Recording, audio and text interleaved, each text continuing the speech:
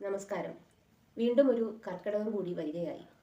പണ്ടൊക്കെ നാട്ടിൻപുറങ്ങളിൽ കർക്കിടക സംക്രാന്തിക്ക് മുന്നേ തന്നെ വീടുകളെല്ലാം വൃത്തിയാക്കും. വീടും പരിസരവും എല്ലാം വൃത്തിയാക്കി ചേട്ടയെ പുറത്ത് കളയുക, ചില സ്ഥലങ്ങളിൽ പൊട്ടിയെ കളയുക എന്നൊക്കെയാണ് ഇതിന് പറയാം.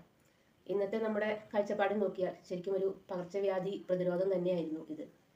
പൊട്ടി പുറത്ത് ശീവോതി അകത്ത് എന്നാണ് ചൊല്ല്. ശീവോതി എന്ന് വെച്ചാൽ ശ്രീ ഭഗവതി, അതായത് ഐശ്വര്യത്തെ വീടുകളിലേക്ക് വരവേൽക്കുന്നു എന്നാണ് സങ്കല്പം.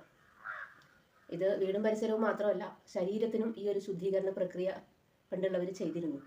കർക്കടകം തോരാ മഴ പെയ്യുന്ന കാലമാണ്. നമുക്കറിയാം പകർച്ചവ്യാധികൾ വരാനുള്ള സാധ്യത വളരെ കൂടുതലാണ്. അപ്പോൾ മഴക്കാലം തുടങ്ങുന്നതിന് മുന്നേ തന്നെ ശരീരശുദ്ധിക്കായി ഒന്ന് വയറിളക്കമൊക്കെ ചെയ്തതിന് ശേഷം മരുന്ന് കഞ്ഞികൾ ഉപയോഗിച്ചിരുന്നു. അതുപോലെ ആശാളി, ഉലുവ ഒക്കെ ചേരുന്ന മരുന്നുണ്ടകൾ ചില ഭാഗങ്ങളിലൊക്കെ ഉപയോഗിക്കാറുണ്ട്. പിന്നെ പലതരം സൂപ്പുകൾ, ശരീരത്തിൻ്റെ ശക്തി നിലനിർത്താൻ ആവശ്യമായ സൂപ്പുകളൊക്കെ ഉപയോഗിക്കാറുണ്ടായിരുന്നു.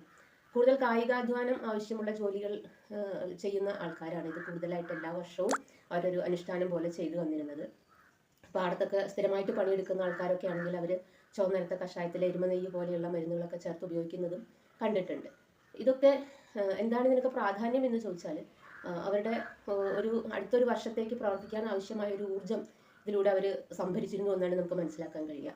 പിന്നെ പ്രത്യേകം ശ്രദ്ധിക്കേണ്ട ഒരു കാര്യം എന്താണെന്ന് വെച്ചാൽ, പണ്ടുള്ള ഈ ചര്യകളൊക്കെ സ്ഥിരമായി ചെയ്തു പോന്നിരുന്ന ഒരു തലമുറയ്ക്ക് ഇന്ന് നമ്മളിൽ കൂടുതലായി കാണുന്ന തേയ്മാന പ്രശ്നങ്ങൾ, അതായത് മുട്ടുവേദന, കഴുത്തുവേദന, നടുവേദന, അങ്ങനത്തെ പ്രശ്നങ്ങളൊന്നും കൂടുതലായിട്ട് അവരെ ബാധിച്ചിട്ടുണ്ടായിരുന്നില്ല. അവർക്ക് നന്നായിട്ട് പണിയെടുക്കാൻ പറ്റിയിരുന്നു.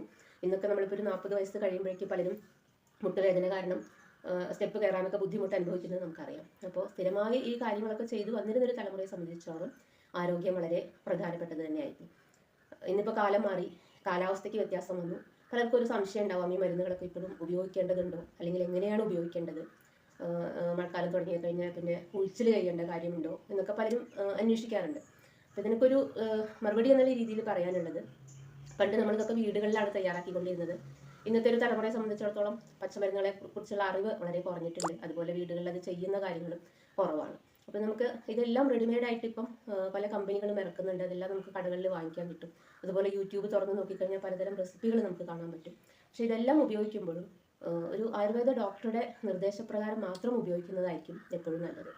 കാരണം നിങ്ങളുടെ പ്രകൃതിയെ പറ്റിയോ, നിങ്ങളിപ്പോൾ കഴിച്ചുകൊണ്ടിരിക്കുന്ന മരുന്നുകളെ പറ്റിയോ, ഈ വക മരുന്നുകൾ ഉപയോഗിക്കുന്നത് നിങ്ങളുടെ ശരീരത്തെ എങ്ങനെ ബാധിക്കും എന്നെല്ലാം നിങ്ങൾക്ക് വ്യക്തമായ ധാരണ തരാൻ കഴിയുന്നത് ഒരു ആയുർവേദ ഡോക്ടർക്ക് മാത്രമായിരിക്കും. അപ്പോൾ എല്ലാവരും ഒരു ഡോക്ടറുടെ ഉപദേശപ്രകാരം മാത്രം ഇത്തരം മരുന്നുകൾ ഉപയോഗിക്കാൻ ശ്രദ്ധിക്കുക. ഇങ്ങനെ ഒരു ഉദ്യമത്തിന് മുൻകൈ എടുത്ത Ayurveda medical association of India Vadakkanchery area കമ്മിറ്റിക്ക് എല്ലാവിധ ആശംസകളും നേരുന്നു. Thank U.